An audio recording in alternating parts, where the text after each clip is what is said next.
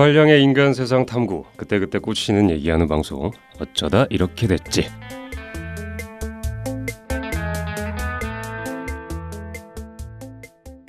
안녕하세요. 두한량 중 감성과 이성 사이를 자유롭게 넘나들고 싶은 량이입니다. 안녕하세요. 두한량 중 감성의 바다에 푹 빠져 살고 싶은 감자입니다. 오늘도 목적지를 알 수 없는 수다 타임, 어쩌다 이렇게 됐지. 줄여서 뭐죠? 어쩌지? 시작하겠습니다. 레디 액션! 청취자 여러분 반갑습니다. 저는 감자예요. 청취자 여러분 반갑습니다. 저는 량이에요. 어쩌지 월드에 오신 걸 환영합니다. 오늘 그 방송 초반에 저희가 좀 약간 차분하고 좋네요. 굉장히 차분하죠? 네, 처음 들으시는 분들이 아주 집중이 잘 될 것 같습니다. 오해도 아마 하실 수도 있을 것 같아요. 그렇죠. 이런 여기 약간 밤에 뭐지? 듣기 좋은 방송으로. 네, 초상집인가? 이렇게 아실 수도 있을 것 같기는 한데 제 컨디션이 네네. 지금 반송장 상태라는 점. 그렇습니다. 제가 지금 3주째 목감기를 심하게 앓고 있는데 이게 녹음 스케줄을 미루고 미뤄봐도 네네네. 도저히 완전한 회복이 안 돼서 네네. 제 목소리 상태에 대해서 조금 한 1, 2주간만 여러분께 네네. 양해를 부탁드리겠습니다. 그렇습니다. 처음 들으신 분들도 양해를 좀 부탁드리겠고요. 저희 량이님께서 저희 네. 방송에 대한 소개 멘트를 네. 간단하게 해 주시겠습니다. 네. 네. 저희 방송은 감자와 량이라는 인간에 관심 많은 두 남녀가 그냥 사람 사는 세상에서 우리가 문득문득 자주 생각이 드는 것들에 대해서 네네. 친구들하고 수다 떠는 그런 정도의 레벨에서 굉장히 가벼운 가볍게, 이죠. 네. 가볍게 즐겁게 그리고 굉장히 감정적일 수도 있게 그냥 그런 그렇죠. 수다를 떠는 방송이고요. 네. 그리고 저희가 고정 구독자 여러분을 위한 무료 광고 이벤트를 하고 있어요. 그렇습니다. 저희가 이 점은 매주 공지를 하고 있기 때문에 네네. 자세한 사항은 팟빵 어플 공지란이나 네. 팟캐스트 어쩌다 이렇게 됐지 블로그 공지사항에서 확인해 주시기를 부탁드리겠습니다. 관심 있으신 분들은 한번 찾아봐 주시면 좋겠고요. 네. 오늘의 주제에 대해서 양희님께서 설명해 주시겠습니다. 네. 오늘 이야기해 볼 주제는 감성주의자와 이성주의자입니다. 오늘 이 두 주의자가 뭐 붙는 건가요? 약간 오늘 대결인가요? 제목에는 제가 좀 약간 뭐라고 쓰기가 애매해서 네네네. 감성주의자랑 이성주의자가 약간 배틀 뜨듯이 그렇습니다. 적어놨는데 어떤 한번 붙어보는 면에서는 것도 괜찮은 것 같아요. 어떤 면에서는 네네. 좀 붙어보게 될 수도 있고 그렇죠. 어떤 면에서는 또 우리 EBS식으로 또 붙지 말고 그렇죠. 차분하게 좋게 마무리하자. 그렇게 갈 아시죠? 수도 있을 것 같고요. 네. 이게 보면은 우리 삶에서 늘 마주치는 주변 사람들만 봐도 그냥 좀 극단적으로 크게 두 가지로 나눌 수가 있는데요. 맞아요. 바로 감성 위주의 사고방식을 가진 사람과 이성 위주의 사고방식을 가진 사람이 있잖아요. 네. 이게 감성주의자와 이성주의자 이 두 부류는 서로를 굉장히 이해하기 힘들어하고 어떤 상황에 직면했을 때 네네. 의견 조율을 하기 힘든 경우가 꽤나 많아요. 많이 그쵸. 발생을 하고 있어요. 굉장히 많은 것 같아요. 네. 네네. 이 방송을 듣고 계신 당신은 어떤 쪽에 더 가까운 사람인지 굉장히 우리 감자와 량이가 궁금합니다. 그렇습니다. 그러면은 내가 감성주의자인지 아니면 이성주의자인지 오늘 방송을 들으시면서 나와 그 반대편에 있는 저 사람은 왜 그렇게 이해하기가 힘든지 한번 생각해 보면서 함께 수다 여행을 떠나보도록 하겠습니다. 잘 따라와요. 뿌뿌. 자, 어쩌지 감성주의자 대 이성주의자를 청취하고 계십니다. 네. 저희가 이제 본론으로 한번 들어가서 네. 이 두 주의자가 오늘 맞붙는 거 아니겠습니까? 그렇죠. 네, 그렇죠. 그러기 전에 이 두 주의자들의 제가 자꾸 주의자니까 좀 어감이 이상하긴 합니다. 이상하긴 하지만 첫 번째로 감성주의자들의 사고방식을 가진 네. 사람들의 어떤 특징이 있을 것 같은데 감성 위주의 사고방식을 가진 사람들이요. 그렇죠. 감성 위주의 사고방식을 가지신 분들 네. 그런 분들의 특징들이 어떤 게 있는지 일단 살펴보면 좋을 것 같아요. 뭐가 있을까요, 량이님? 그 얘기를 하기 전에 네네. 일단 오늘 저희가 하는 이런 특성에 대한 이야기는 네. 각 성향의 사람들이 100% 이렇다라는 얘기를 혹시나 오해 안 하시길 바랄게요. 아, 그럼요. 이게 어디까지나 되게 극단적으로 두 부류로 나누었을 때 네네. 과반수 이상에서 느껴지는 좀 공감할 수 있는 특성을 좀 어떻게 보면 감자량이 주관적인 시선으로 바라본 그렇죠. 특성인 거를 미리 공지를 드리고 본방송 네. 시작할게요. 좋습니다. 감성 위주의 사고방식을 가진 사람들이 어떤 특징이 있는지 양희님께서 먼저 한 가지 얘기해 주면 좋을 것 같은데 뭐가 있을까요? 우리 번갈아 가면서 한 가지씩 얘기해 볼까요? 좋아요. 네. 제가 생각하는 거는 일단 대체적으로 감성 위주의 사람들은 거의 모든 상황에서 뇌회로가 작동하는 사고보다는 좀 우리가 흔히 심장이 반응한다고 하는 내 마음이 먼저 움직인다. 그런 감성적인 사고를 해서 좀 인정에 호소하는 거에 일단 매우 약하고. 그럼 혹시 불같은 사랑을 하시는 분들도 혹시 이 감정 위주의 사랑을 한다고 볼 수 있겠네요. 왜냐면 사랑에 빠지기가 좀 쉬우니까. 맞아요. 그래서 눈이 금방금방 그러니까 이해타산 전혀 따지지 않고 내가 좋으니까 이 사람이 나한테 해가 되는지 득이 되는지를 상관없이 좀 그냥 불같이 그냥 그 감정 하나에 빠져드시는 분들도 많고. 맞네요. 그리고 이런 분들이 일단 좀 상대적으로 이성주의자이신 분들에 비해 냉정하지 못한 편이에요. 네, 맞아요. 사람은 이렇게 끊는 것도 잘 못할 뿐더러 그러니까 냉정함과는 다소 좀 거리가 먼 것 같고. 맞아요. 제가 생각나는 또 한 가지가 뭐가 있냐면 저희가 일을 하면서 회사를 다니지 않습니까? 네.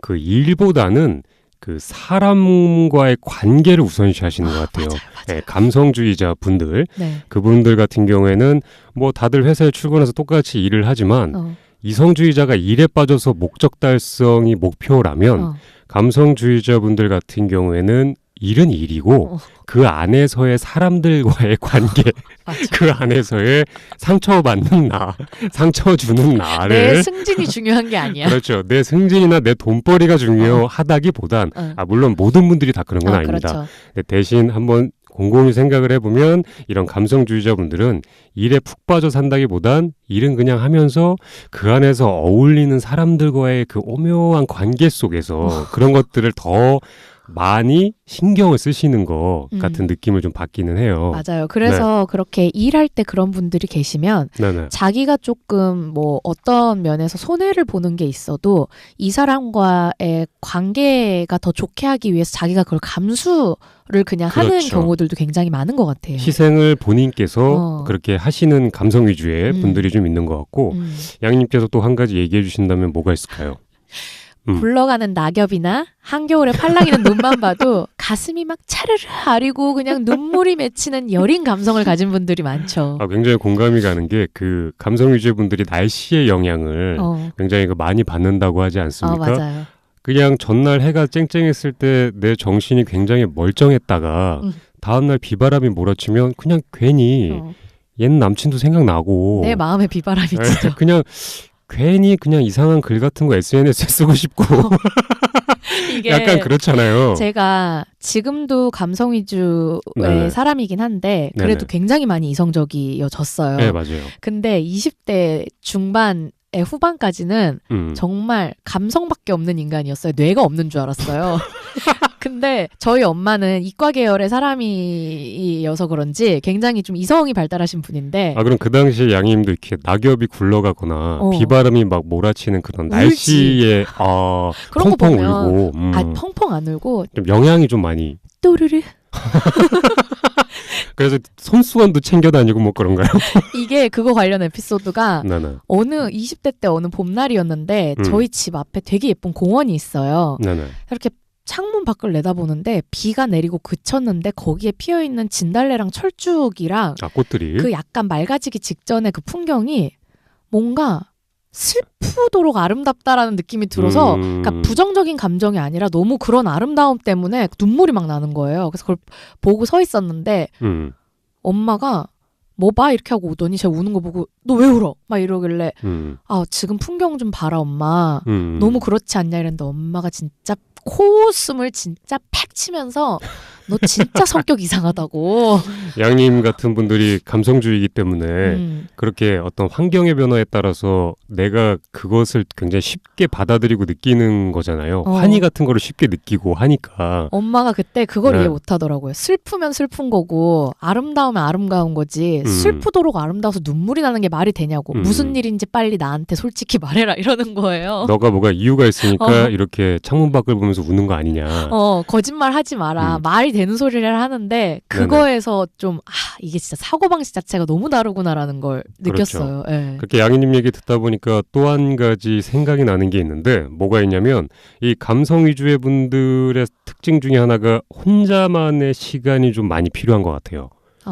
감성 위주의 특징을 가지신 분들이 자기만의 생각할 시간의 정리라든지 나를 그냥 어느 공간이나 내가 마음에 드는 공간에 혼자 두고서 충분히 그때 느꼈던 감정을 느끼고 싶은 거예요.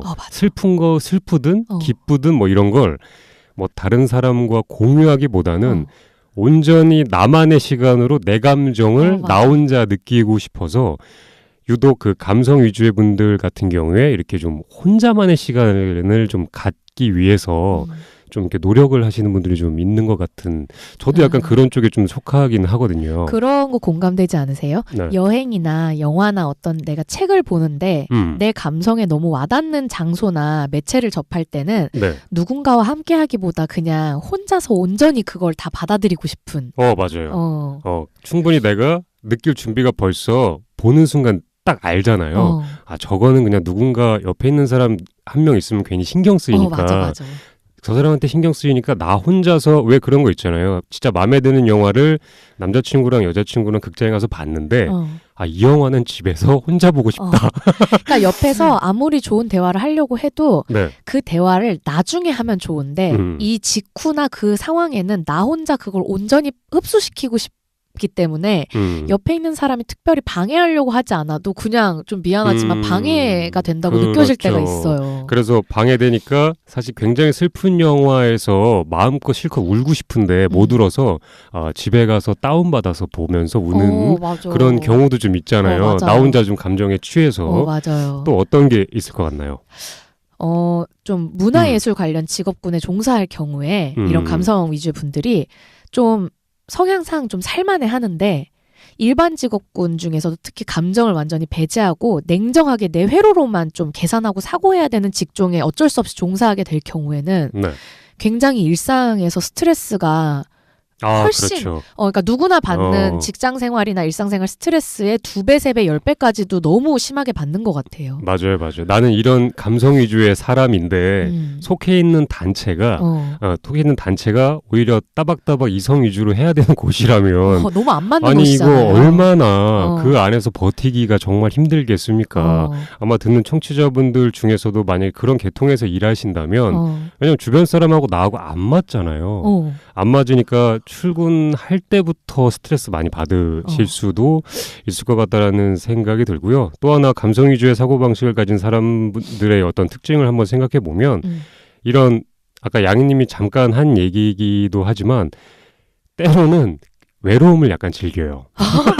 나 공감돼. 나 너무 공감돼. 내가 지금 외로워. 내가 지금 슬퍼. 이거를 방해받지 않고 즐기고 싶어 해요. 맞아. 나 그거 뭔지 너무 알겠어. 어떨 때 네. 외로운 게 죽도록 싫은데 되게 그렇죠. 즐기고 싶은 외로움의 장르가 따로 있어. 그럴 때 굉장히 이게 감성 위주로 풍만해지면서 내가 조금 더 어떤 괜찮은 글을 쓸 수도 있을 것 같기도 하고 맞아. 그럴 때 글 쓰면 약간 진짜 괜히 작가로 빙의 되는 것 같기도 하면서 내가 뭔가 좀 더 철학가가 되기도 하면서 삶을 꿰뚫어보는 통찰력 있는 사람이 되는 느낌도 살짝 들면서 나 좀 괜찮은데 약간 지금 네. 괜찮은데도 괜찮은데 지금 이 순간을 놓치면 안 된다. 그렇죠. 그래서 저는 그럴 때 무조건 핸드폰 무음으로 해놓고 안 보거든요. 네네네. 그래서 누가 연락만 해도 되게 방해가 되기 때문에. 그래서 막 그런 감성 위주의 어떤 느낌이 막 들 때 저 같은 경우도 메모장에다가 어떤 글들을 막 적을 때가 있어요.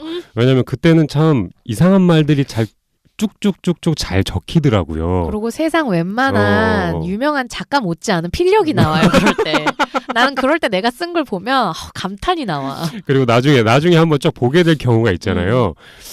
좀 민망할 때도 있긴 해요. 나중에 볼 때. 과하게 갔을 때. 과하게 갔을 때. 그래서 이 감성 위주의 사고방식을 가지신 분들이 이렇게 외로움을 좀 즐기는 경우가 있는 것 같고요. 또 어떤 게 뭐 있을까요?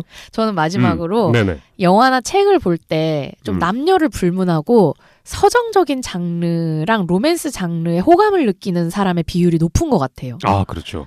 이거는 멜로 같은. 남자분들이라고 해도 좀 감성이 많이 발달하신 분들은 맞아요. 막 액션 블록버스터 이런 거보다 네, 로맨스나 서정적인 장르를 남자들 사이에선 그걸 굳이 티 안 내지만 여자 지인들이나 자기 여자친구랑 얘기할 땐 난 솔직히 그런 게 더 좋다라고 맞아요. 표현을 하시는 분들이 꽤 많더라고요. 맞아요. 저 같은 경우도 그 블록버스터 뭐 마블 이런 거 막 있지 않습니까? 그 막 그런 거랑 성향이 좀 잘 안 맞거든요. 영화 스타일이. 그래서 친구들하고 영화를 많이 본 적은 없지만 어쨌든 양희님께서 말씀하신 것처럼 그런 약간 일본 영화 같은 맞아. 것들이 특히 프랑스 영화, 일본 영화 프랑스, 이런 거. 일본 영화 같은 고양이를 부탁해 뭐 이상한 그 되게 미묘한 감정들을 건드리는 영화들이 있어요. 그런 영화들을 보게 되면 사실 내용이 별거 없습니다. 진짜 네, 기승전결 진짜로. 이런 거 별로 네. 없어. 별거 없고 심지어 뭐 어떤 사람이 어느 마을에 가서 쭉 지내다가 영화가 끝나요. 맞아. 이런 것도 있어요. 맞아. 그런 걸 이렇게 쭉 보다 보면 근데 이상하게 보고 나면 내가 위로받는 느낌이 있어서 그리고 그런 거는 음. 지치지 않고 저 같은 경우는 빠져들어요. 아, 맞아요. 근데 블록버스터 같은 경우는 좀 보다 중간에 지쳐요. 너무 자극이 반복되다 보니까. 그 말 진짜 공감되네요. 보다 보면 1시간째부터 자꾸 시간 보게 되고 피곤하고 그 블록버스터 이런 영화들이 전개가 굉장히 빠르잖아요. 편집도 굉장히 빨리 지나가잖아요. 그런 게 이제 약간 감성을 많이 느끼시는 분들 같은 경우에는 좀 피곤함을 유발시키는 것 중에 하나라고도 생각이 들고요. 저희가 일단 감성 위주의 사고방식을 가진 사람들의 특징에 대해서 이제 한번 얘기를 살짝 해봤고요. 다음으로 이제 오늘의 이제 대결자죠. 또 하나의 대결자. 대결자인 이성 위주의 사고방식을 가진 어떻게 보면 양님과 제가 이제 감성 위주라고 볼 수도 있어요. 조금 색깔이 짙으니까 저희와 반대되는 이성 위주의 사고방식을 가진 분들의 특징이 어떤 게 있는지 한번 양희님과 한번 살펴보죠. 네. 저는 요즘 한 작년부터 살짝 이성적인 게 많이 들어와서 이 부분에 대해서 좀 꽤 공감을 하기 시작했는데 저는 이제 감성 위주의 사고방식에서 말한 거랑 전부 반대로 그냥 얘기를 해볼게요. 이게 이성 위주의 사고방식을 가지신 분은 대체적으로 뇌가 반응하는 그런 뇌회로 위주의 사고를 하는 관계로 상황 판단을 비교적 냉정하게 내리는 편이고 그렇죠. 인정에 잘 안 흔들리는 편이에요. 그렇죠. 뭐 그리고 칭찬이나 이런 것들. 그리고 뭐 도와줘야 되고 내가 좀 희생해야 된다거나 이런 거에 대해서 인정에 물론 냉혈한이 아니기 때문에 인정에 반응을 한다고 해도 모든 상황 판단을 이성적으로 해봤을 때 거기에 따른 손해나 피해가 비교적으로 감당할 만하다든지 별로 없다는 확신이 들어야 그 인정에 약간 그래 그렇다면 내가 반응해주지 라는 느낌으로 조금 더 이렇게 반응을 하는 편인 것 같아요. 아까 양희님께서 그 감성 위주의 사고방식을 얘기할 때 초반에 그런 말씀 하셨어요. 이렇게 마음이 움직이는 사람이 있고 머리가 움직이는 사람이 있는데 일단은 이성 위주의 사고방식을 가지신 분들 같은 경우에는 일단 머리로 먼저 생각을 하시는 것 같아요. 맞아요. 하시는 것 같아서 매 순간에 조금 합리적인 판단을 좀 하시려고 하는 것 같아요. 어떻게 하면 이 상황에서 최대한 끌어낼 수 있는 영향력을 끌어낼 수 있을까. 근데 사실 그런 일 처리 같은 것들을 저희가 하다 보면 주변에 사람들이 많이 있지 않습니까? 같이 일을 하는 프로젝트를 진행하는 여러 사람들이 있는데 그렇게 추진하다 보면 이제 그 안에 있는 감성주의자들이 마음이 다쳐요. 다치게 되면서 그렇지만 이성주의자분들 같은 경우엔 어쨌든 공동의 목표가 있지 않냐. 우리는 그걸 향해서 모인 건데 맞아. 뭐 그런 걸 가지고 상처받냐. 이제 이런 식으로 생각을 하기는 하세요. 사실 그러면 감성주의자들은 자기가 잘못했어도 상처받아. 네, 맞아요. 근데 어쨌든 틀린 말은 아니에요. 틀린 말은 아니지만 그래도 인간사에서 사람이 모여서 일하는 그런 관계에서 사람과의 관계를 먼저 생각하기보다는 어떤 성취, 어떤 목적, 어떤 금전 뭐 이런 것들을 먼저 따지기 시작을 하니까 그래서 이성주의자분들이 약간 그렇게 약간 특징들이 밖으로 이렇게 좀 드러나는 게 좀 있는 것 같다라는 생각을 제가 일할 때 저는 좀 공과사 되게 구분하고 싶어하는 성격이라서 일할 때 좀 저는 일할 땐 약간 이성주의자처럼 돌변하는 기질이 있어요. 네네. 근데 제가 이런 감성주의자를 한번 울려본 경험이 있는 게 일을 하면서 20대 때 같이 일을 하던 친구가 저보다 좀 어린 친구였는데 돈을 안 받고 하는 프로젝트였어요. 좀 단기 프로젝트로. 근데 저는 돈을 받고 안 받고랑 상관없이 이게 내 캐리어에 도움이 되고 다 같이 하는 단체 작업이기 때문에 모두가 다 같이 열심히 해서 이거에 최선의 결과를 끌어내야지라는 생각으로 진짜 열심히 하고 있고 모두가 그러고 있는데 저랑 가장 붙어서 일을 하는 친구가 너무 또 어리다 보니까 나 오늘은 컨디션이 안 돼서 이렇게 못하겠다. 뭐 오늘 그럴 기분이 아니다. 자기가 혼자 계속 그러고 내가 그래서 준비를 못 해왔다.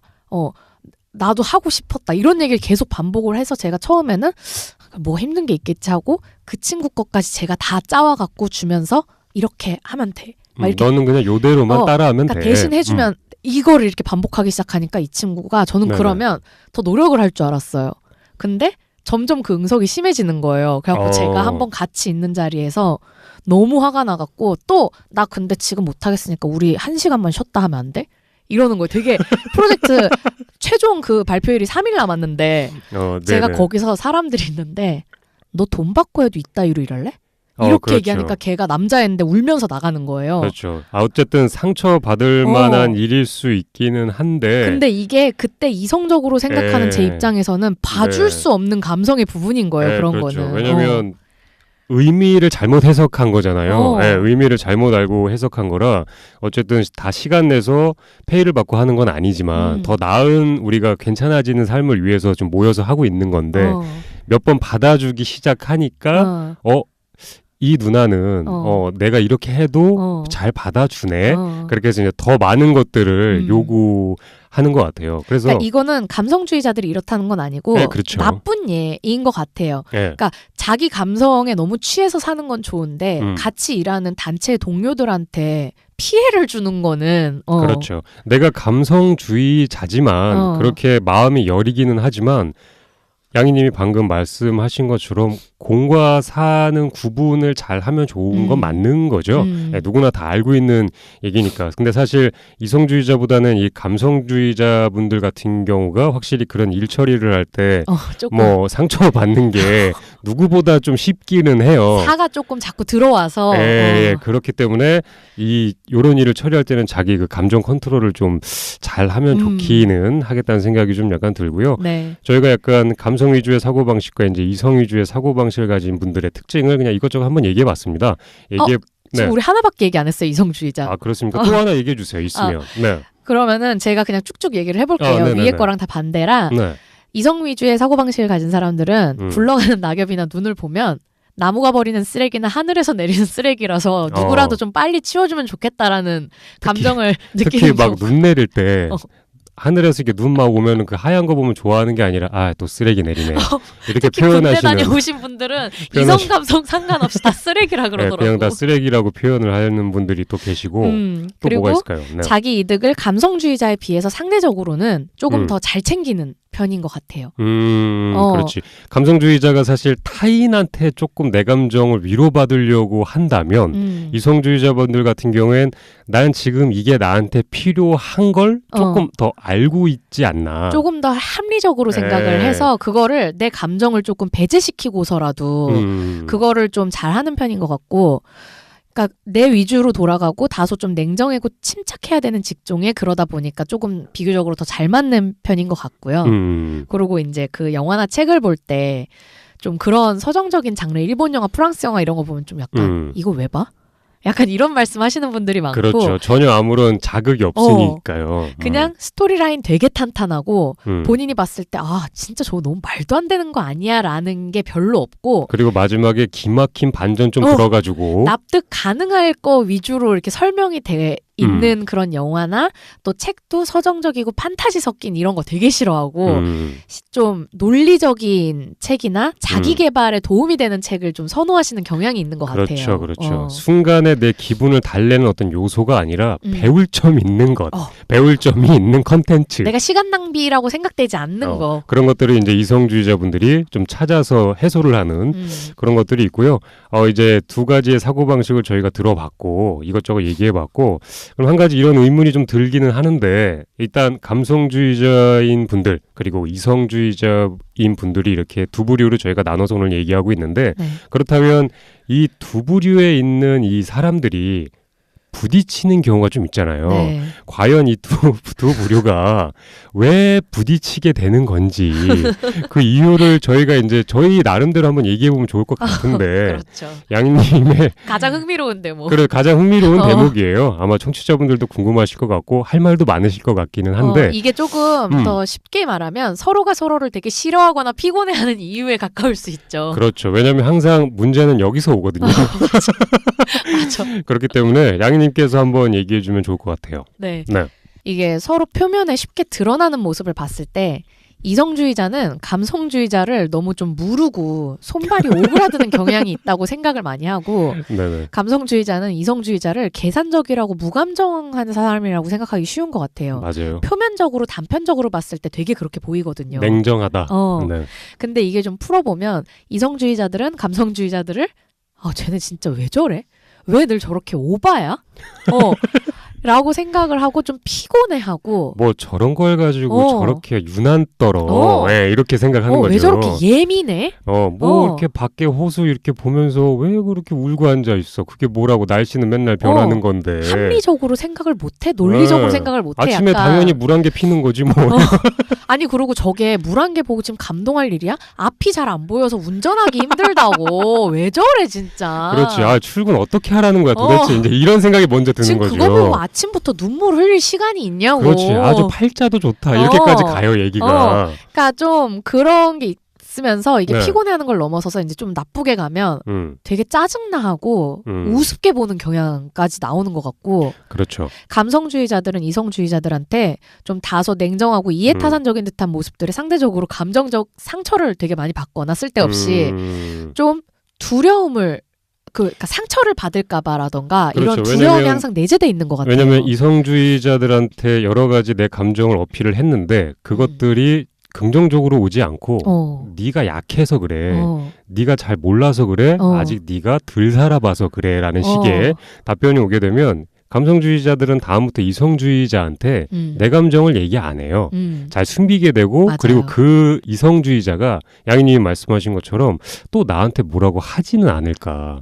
또 되게 이기적으로 생각하진 않을까 하는데 사실 이성주의자들이 이기적이고 나쁜 사람들이 아니고 조금 더 논리적이고 좀 이성적으로 생각하는 건데 감성주의자들의 입장에서는 그런 오해를 하기 쉬워요.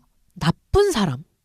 이라고 생각하기 쉬워요. 못된 그렇죠. 사람, 나쁜 사람, 이기적인 사람이라고 오해를 하기 되게 쉽기 때문에 이런 것들이 되게 서로 이제 각자의 입장에서 가장 이해가 안 되고 되게 싫어하는 성향이에요. 또 서로가 서로를. 그렇죠. 이러다 보니까 감정적으로 이해를 하기 이전에 서로가 일단 싫은 감정부터 먼저 올라오고 이러니까 좀 더 차분히 서로를 이해해보고 짜증 먼저 올라오니까 의견을 좀 수렴해볼 그런 마음의 여유보다 좀 시작부터 배타적인 마음에 마음을 닫고 서로를 대하기 때문에 더더욱 서로를 이해하기도 힘들고 합의점을 찾을 노력조차 안 하게 되는 것 같아요. 양희님께서 되게 좋은 말씀을 해주셨는데 초반에 그렇게 서로를 이해하려고 하기보다는 이제 짜증이 먼저 나요. 그죠?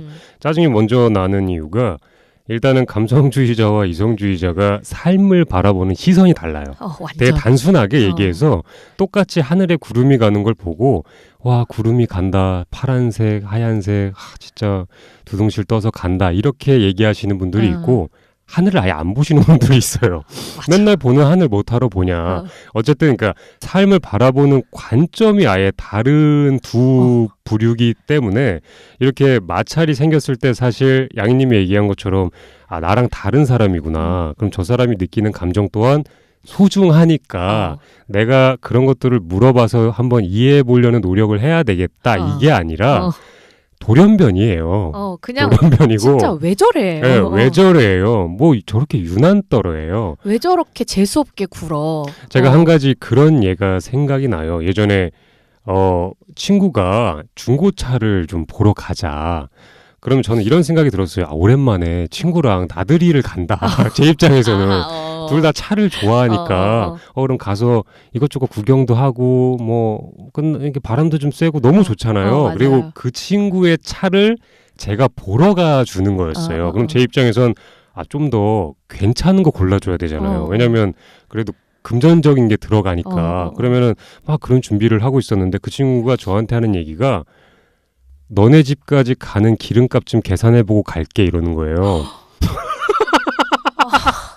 이게 바로 관점이 다른 거예요. 저는 돈 계산이 먼저 한 게 아니라 너랑 가니까 너무 좋고 이제 뭐 해야 되고 좋은 물건을 골라줘야 되는데 이걸 생각하고 있는데 결국에 그 친구는 안 왔어요. 왜냐면 우리 집에 들렸다 가면 멀어서 안 오는 거예요. 진짜 재수없다. 진짜 재수없는 거죠. 그러니까 여기서 그런 게 나눠지는 거예요. 목적이 그 친구는 그거예요.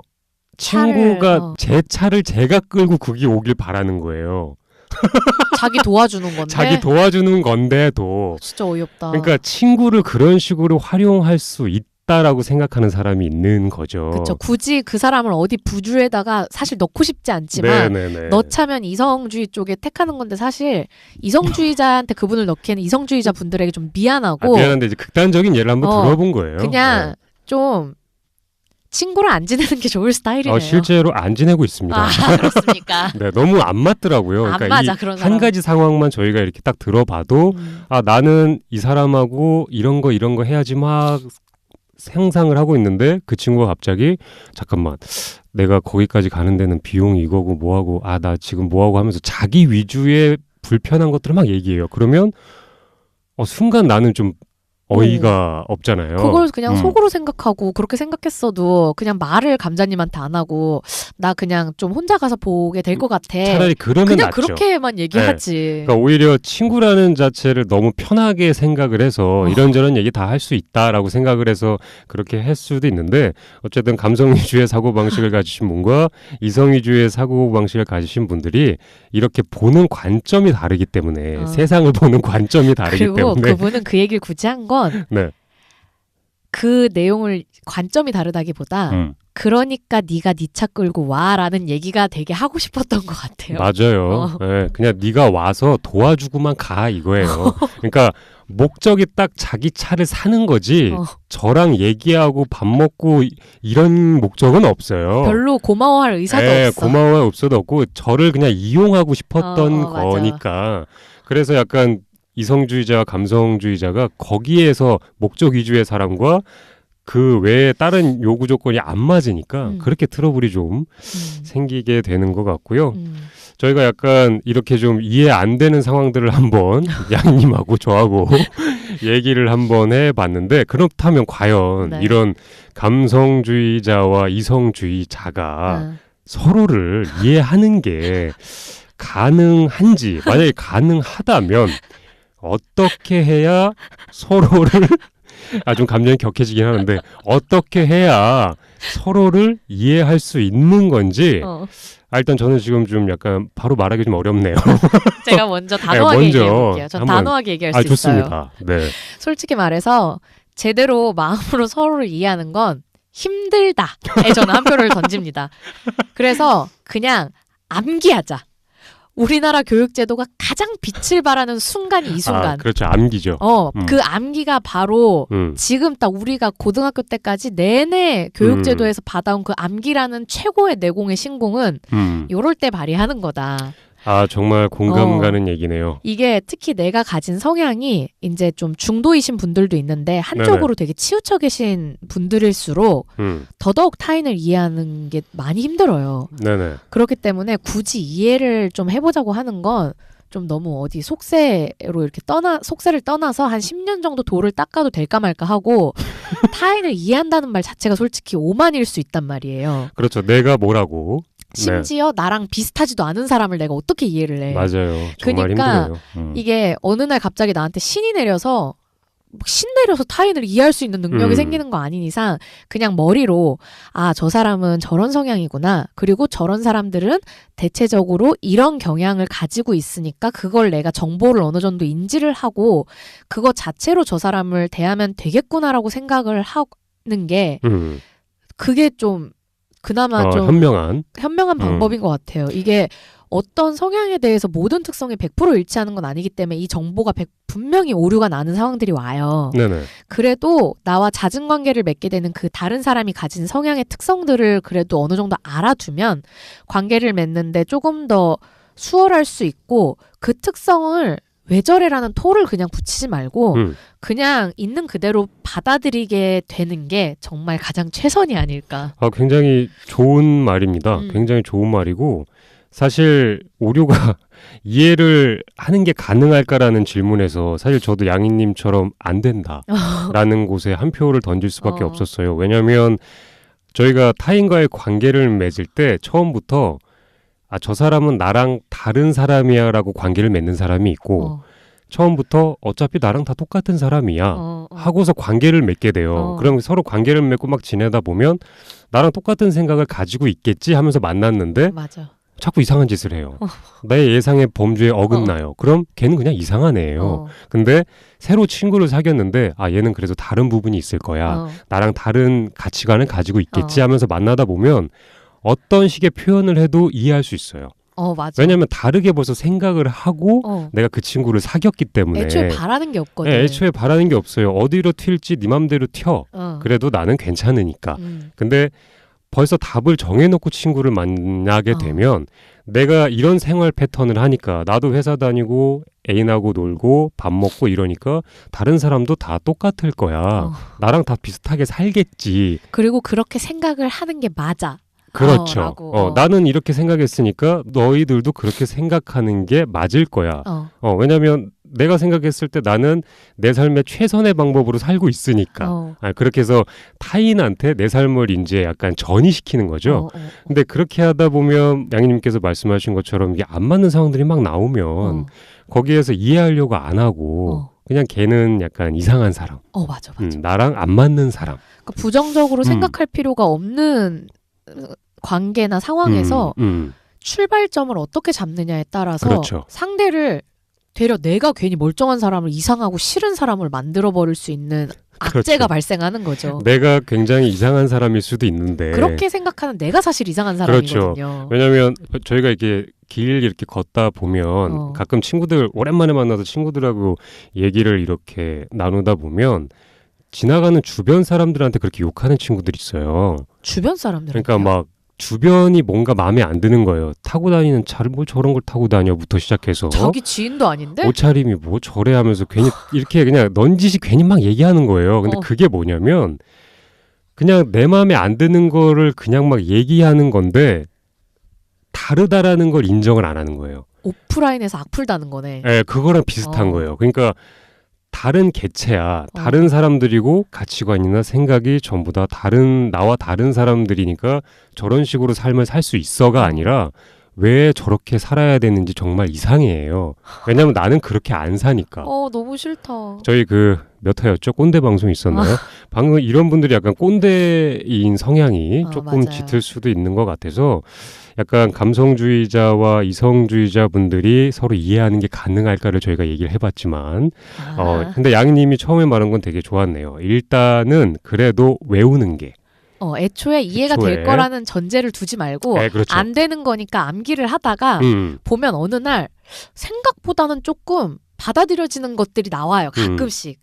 하나씩 건지면 그거는 되게 그렇게 되면 내 스스로도 괜히 내가 좀 더 발전한 것 같고 생각하는 게 저 사람에 대해서도 생각보다 괜찮은 사람이네라고 긍정적인 판단을 할 수 있는 계기가 되기 때문에 찾으려고 노력하는 행위 자체가 좋은 것 같아요. 왜냐하면 감성주의자, 이성주의자를 저희가 둘로 나눠서 지금 얘기하고 있는데 한 주의자만 있으면 뭐 이런 얘기 안 해도 되죠. 할 필요가 없지. 할 필요가 없죠. 어쨌든 두 주의자가 계속 맞닥뜨리고 트러블 생기고 하잖아요. 그럼 그 안에서 내가 회사도 다녀야 되고 가족 관계도 유지해야 되고 친구 관계도 유지해야 되면 차라리 양님이 제시한 것처럼 잘 외워놔서 나와 다른 생각을 가진 이성주의자든 감성주의자면 그냥 그때그때 맞춰서 대처를 하고 새로운 방법을 발견하면 아 쟤는 저런 면도 있네.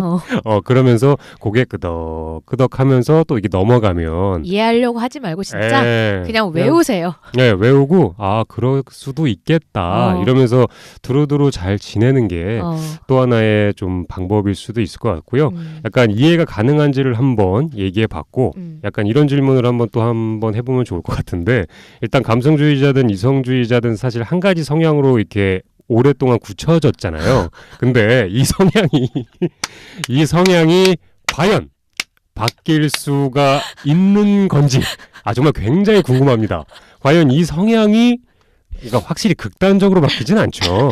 극단적으로 바뀌진 않겠지만 이성주의자가 어느 순간 감성주의자로 감성주의자가 어느 순간 이성주의자로 확 바뀌게 되는 그런 계기가 있고 그럴 수가 있는 건지를 한번 저희가 얘기해보면 좋을 것 같은데 제가 이 내용을 웃기려고 준비해온 게 아닌데 왜 이렇게 하다 보니까 웃긴지 모르겠어요. 좀 약간 말도 안 되는 것 같기도 애초에 안 될 거를 하는 것 같기도 한데 이게 저는 근데 좀 재밌네요. 그러니까 마음이 공존하긴 하는데 안 되는 경우 분명히 많아요.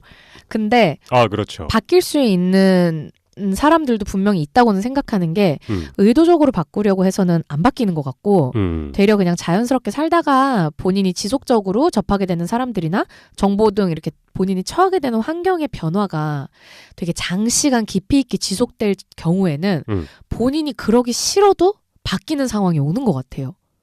그렇죠. 그래서 어떤 뭐 단체나 어떤 환경에 내가 적응을 하려고 하는데 장시간 처하게 되면 만약에 이성주의자가 막 저 대기업에서 뭐 프로젝트를 막 하면서 업무적으로 막 딱딱딱 하다가 굉장히 엘리트로 잘 나가다가 제주도로 이사를 갔어요. 갑자기 뭐 부모님이 땅을 주셨다든지 제주도에 이사 갔는데 순간 내 환경이 조용해졌어요. 그럼 거기에서 과연 그 이성주의자가 조금은 감성주의자로 바다나 산이나 이런 것들을 보면서 갑자기 확 바뀌진 않겠죠. 그렇겠지만 처음엔 적응이 안 되고 그렇죠. 너무 지루할 건데 만약에 거기서 안 바뀌는 사람들은 거기서 1년 못 살고 올라올 거예요. 맞아요. 근데 거기서 만약에 남은 평생을 쭉 사시게 되면 그럴 경우엔 이제 나이를 먹었을 때 예전에 내가 젊었을 때는 분명히 이런 사람이 아니었는데 내가 감성이라는 것의 맛을 알게 됐다라는 느낌을 받을 수 있는 거죠.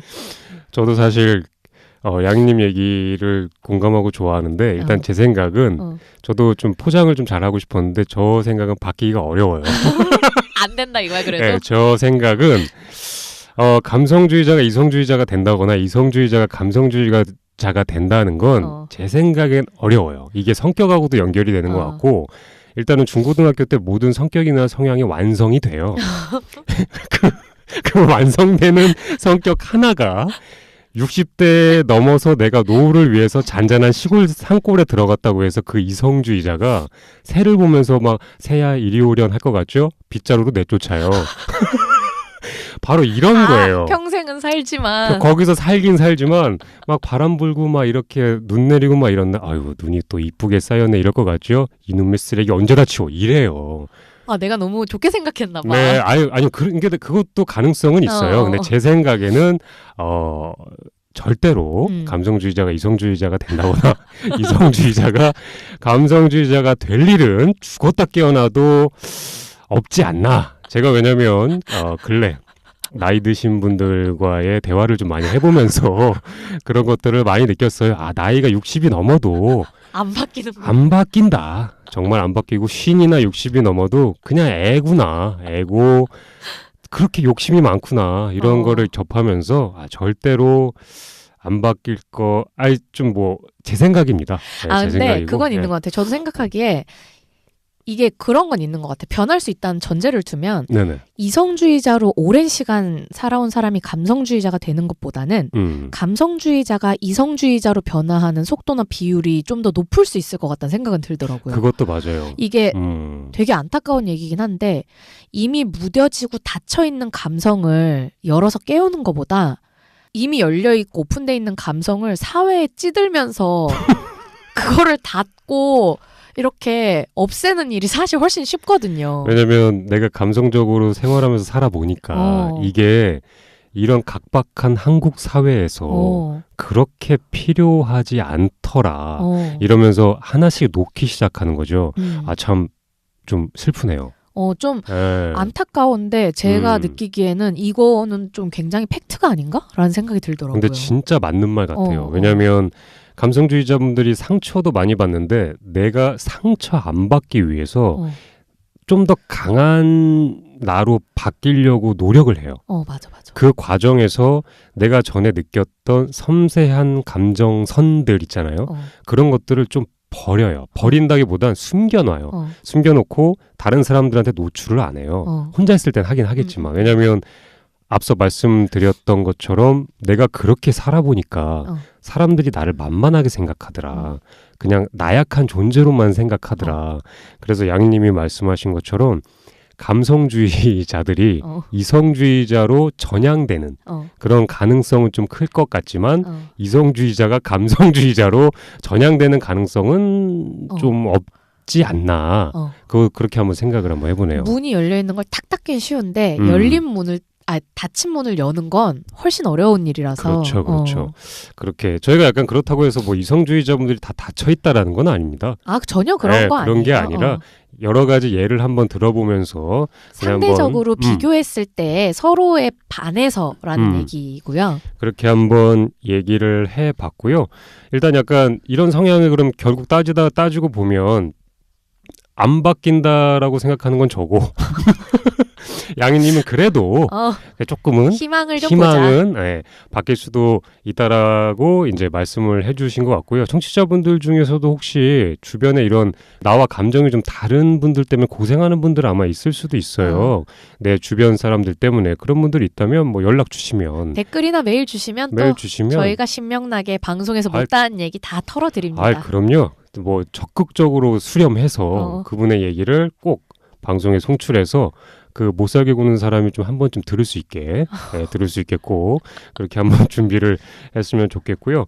일단은 마지막 질문인데 이거 양희님께서 한번 해주시면 좋을 것 같아요. 이 두 가지 성향 중에 어떤 쪽이 앞으로 미래 사회에서 살아나가기가 더 유리한 성향일까? 이거는 제가 4차 산업혁명이 생각나는 제가 요즘 거기에 관심이 많아서 약간 재미로 넣은 질문이에요. 근데 재밌어요.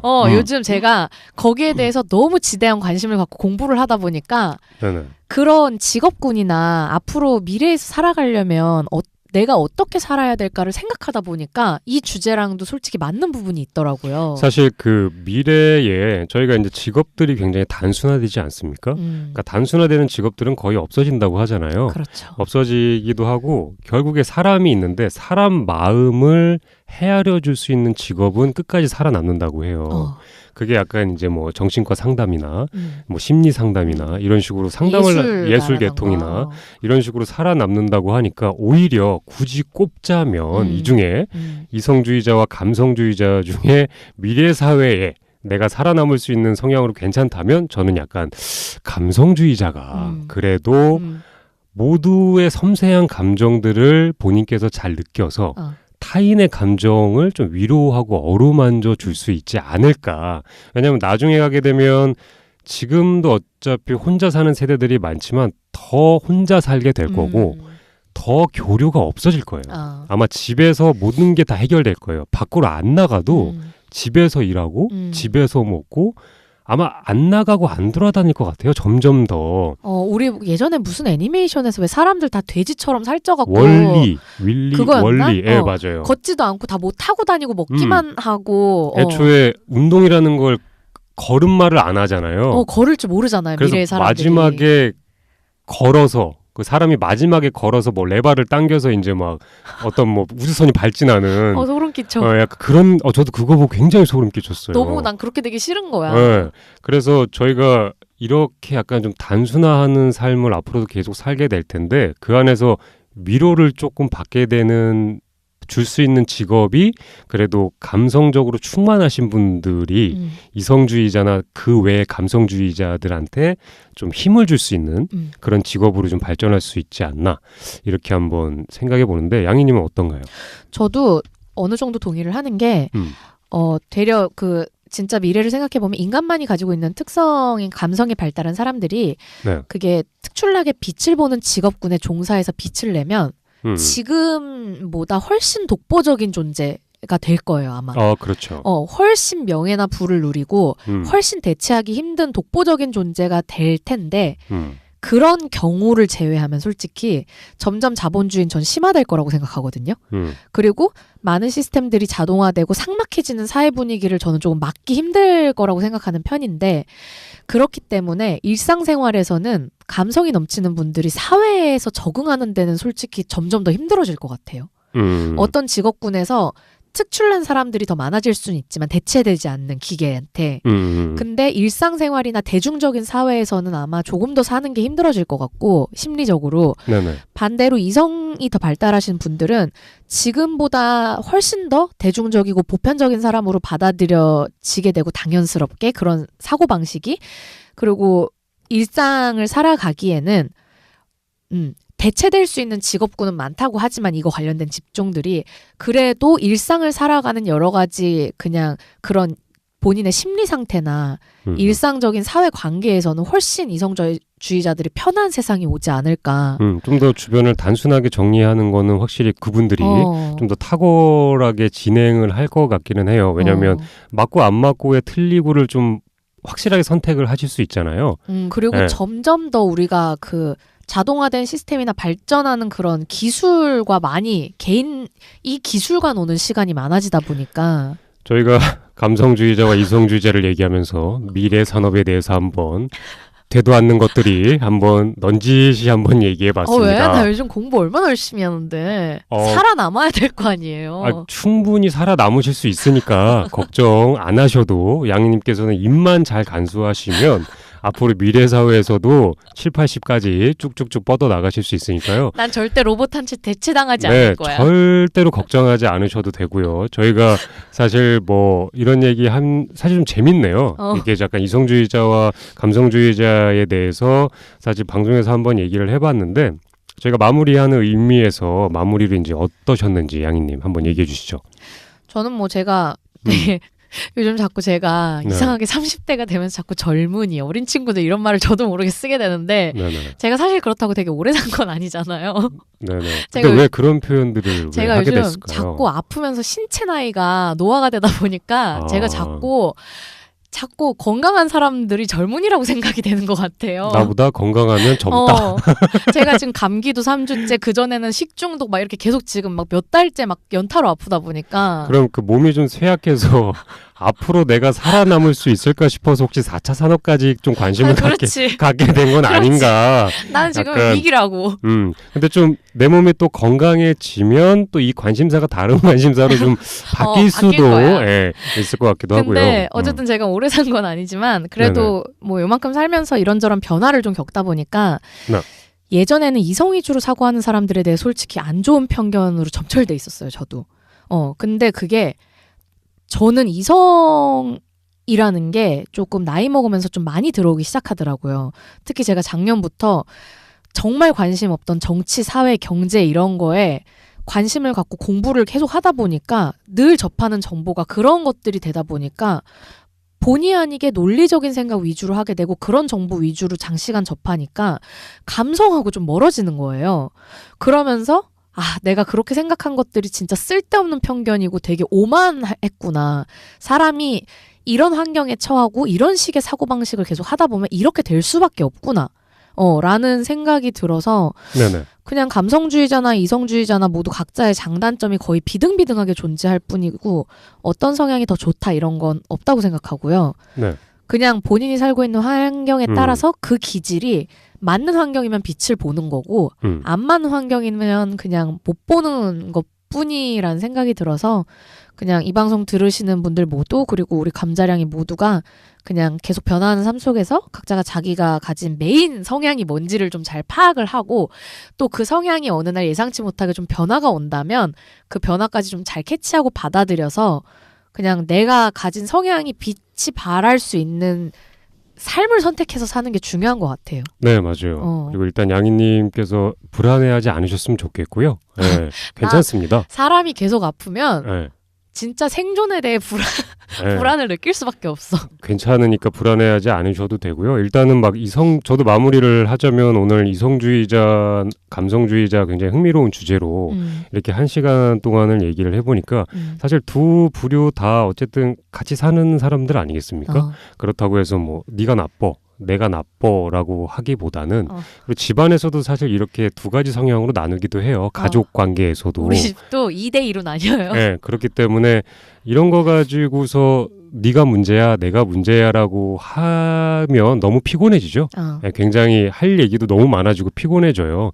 그러니까 어쨌든 다른 개체다. 다르게 생각할 수 있고 다른 식으로 표현할 수 있는 나와 다른 사람들이고 그리고 내가 좋아하고 사랑하는 사람들이 또 이성주의자일 수도 있고 감성주의자일 수도 있잖아요. 그런 것들을 또 한번 다른 시각으로 내가 배워보려는 여유 같은 것들을 내가 좀 가지고 있으면 왜 저 사람은 저렇게 흩날리는 꽃을 보면서 저렇게 배시시 웃고 있을까를 한번 물어보고 배워보면 오히려 이해할 수 있어요. 이해할 수도 있고. 이해도 이해인데 이런 사람 둘이 잘 만나서 일이든 인간관계든 잘 만나면 되게 서로한테 좋은 영향을 줘서 최고의 시너지를 끌어내는 파트너가 된단 말이에요. 네, 맞아요. 그렇기 때문에 굳이 내 성향을 막 또 억지로 누군가의 다른 성향에서 맞출 필요는 당연히 없는 거죠.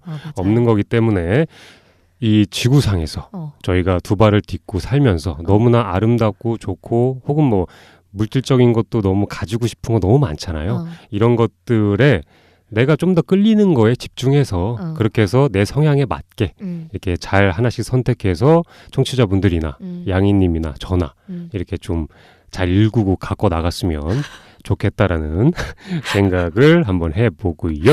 우리 서로 너무 욕하지 말고 서로가 서로에게 부족한 점을 채워줘서 최고의 파트너가 될 수 있는 쪽으로 우리 맞아요. 조금 똑똑하게 생각을 해서 맞아요. 차라리 이해를 포기하면 나에게 득이라도 되는 사람으로 이용하자라고라도 생각해보면 좋을 것 같아요. 그렇습니다. 저희가 이제 방송 녹음 시간이 거의 다 됐네요. 네. 그렇기 때문에 저희 량인님께서 아주 담백하게 오늘 마무리 멘트를 좀 해주시죠. 네. 네.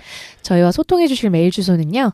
ajjj0211 @네이버.com이고요.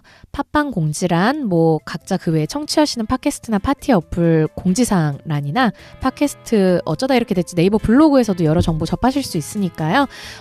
많은 참여 부탁드리고요. 저희는 또 다음 주 수요일에 찾아뵙겠습니다. 네, 지금까지 감성주의자 어쩌다 이렇게 됐지의 감자와 량이었습니다. 다음 주 수요일에 만나요. 안녕.